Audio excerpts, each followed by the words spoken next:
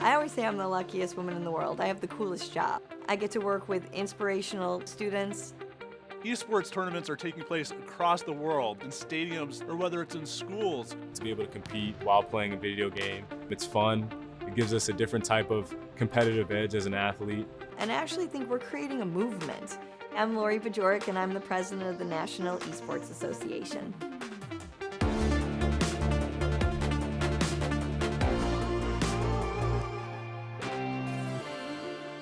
My day has to be the coolest thing ever. It just depends on which part of it is.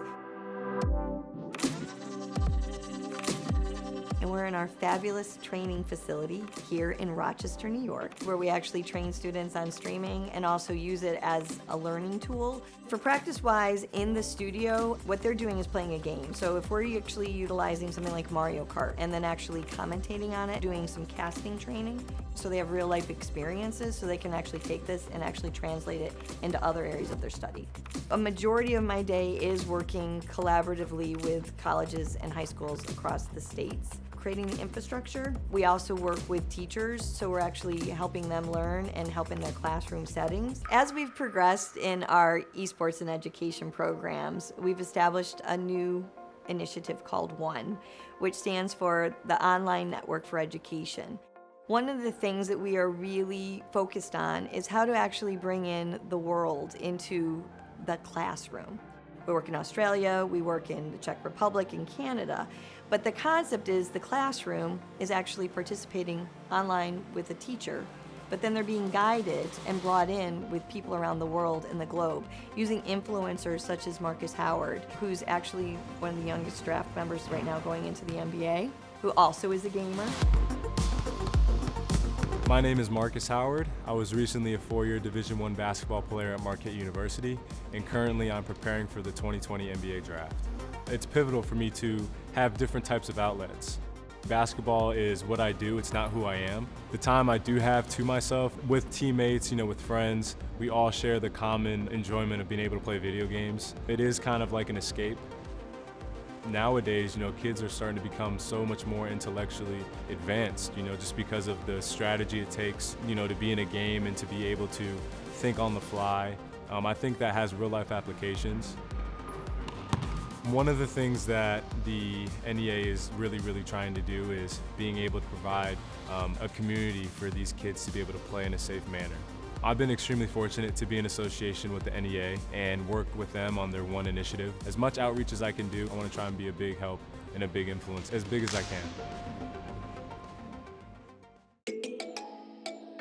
One of the organizations that we do work with is APCA, which is the Association for the Promotion of Campus Activities. They really started promoting esports and working collaborative with us, right at the beginning. And that's where it really started growing from, and working with colleges. We thought it was much more advanced than that, and it isn't. It's fairly in its infancy.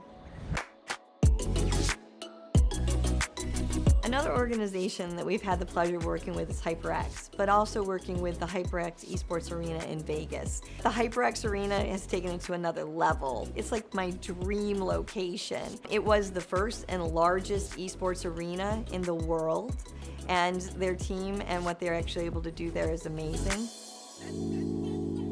I like to use all of my resources, and we have the coolest museum, which is the Strong Museum of Play.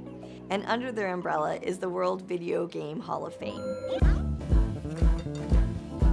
I'm Andrew Borman, and I'm the Digital Games Curator here at the Strong National Museum of Play.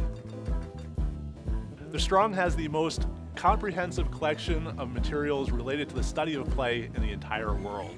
That ranges everything from action figures, board games, to, of course, video games. The World Video Game Hall of Fame doesn't just showcase some of the best games, but also some of the most influential, like Pong and Super Mario Bros., but also titles like Space War.